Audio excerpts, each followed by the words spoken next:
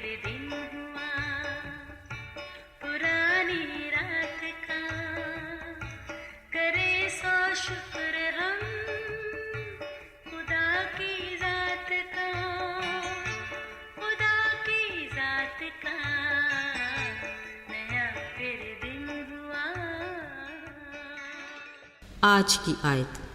बस गौर से देखो कि किस तरह चलते हो, नादानों की तरह नहीं बल्कि दानाओं की माने चलो, और वक्त को गनीमत जानो क्योंकि दिन बुरे हैं।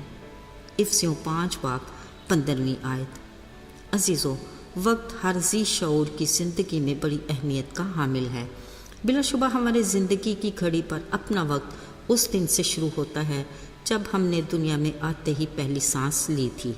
यूँ तो ज़िंदगी जैसे तैसे गुजर ही जाती है, मगर मुनज़्ज़म और बामकसद ज़िंदगी का अपना ही कुछ अलग मज़ा है, जिसका ज़री असूल ये है कि हमें अपनी ज़िंदगी की घड़ी के रिदम के साथ साथ कदम मिलाकर चलते रहना है।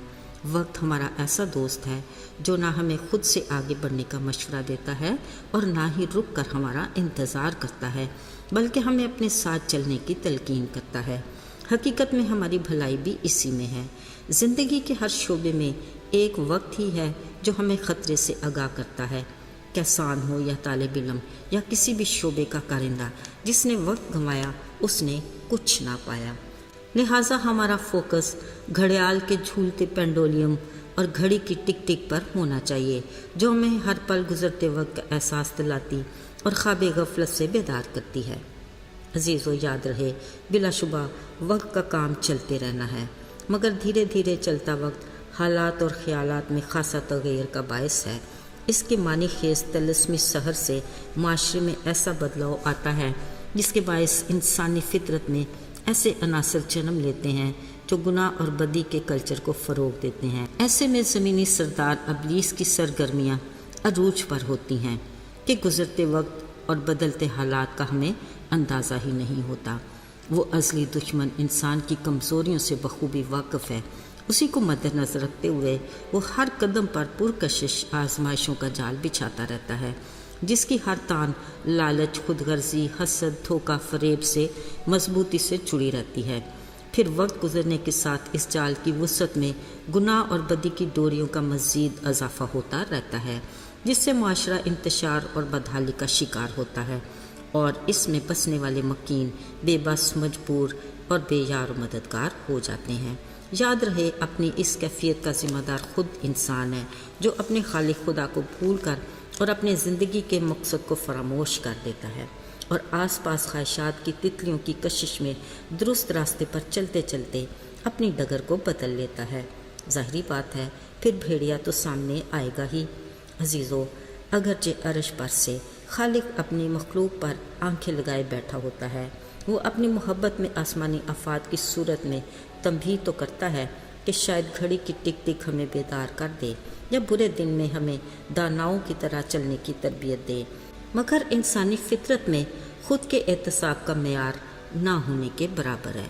मगर अजीज़ों, अगरचे हम रहम के काबिल तो नहीं, मगर वो बड़े फजल के तहत कहर को हमसे बाज ही रखता है और अपनी मखलूक को अंधेरे में भटकने नहीं देता, बल्कि कहीं ना कहीं से उम्मीद की किरण का रास्ता बना देता है।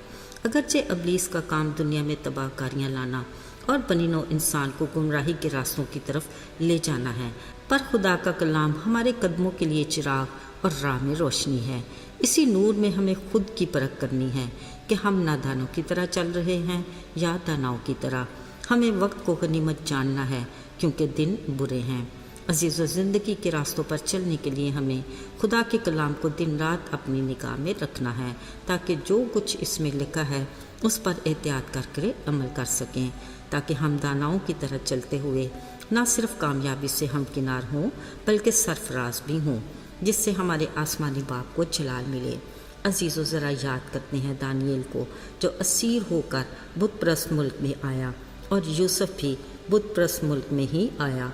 दोनों ने अपनी अपनी जगह बुरे हालात में खुदा की कुर्बत और रफ़ाकत के बायस दानाई से सरफराजी पाई और अपने खुदा को जलाल देने का वसीला बने। अजीज़ों, आज भी वो अपने ईमानदार लोगों को कलाम से आगाह करता है कि गौर से देखो कि कैसे चलते हो, नादानों की तरह नहीं بلکہ داناؤں کی مانند چلو، کیونکہ دن برے ہیں۔ بلا شبہ ہمارے آس پاس کے حالات اور معاشرہ بدحالی کا شکار ہے۔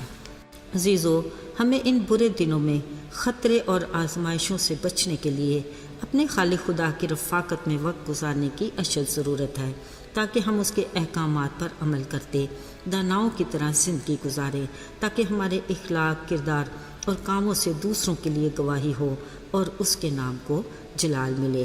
ہماری کامیابی اور سرفرازی کی کنجی بھی یہی ہے کہ ہم دن رات اس کے کلام پر دھیان دیں اور اس کے احکامات پر احتیاط کر کے عمل کریں۔ یاد رہے، اس کی رفاقت میں مضبوطی ہی ہماری روحانی زندگی کی تازگی ہے اور اس کے نام کو جلال دینے کی واحد وجہ۔ آئیے دعا کریں۔ اے خدا، ہم تیرے کلام کے لیے شکر گزار ہیں جو ہمارے قدموں کے لیے چراغ اور راہ میں روشنی ہے، تاکہ ہم ٹھوکر کھا کر گر نہ جائیں بلکہ ثابت قدمی سے تیرے راستوں پر چلتے رہیں۔ یسوع کے مبارک نام میں آمین۔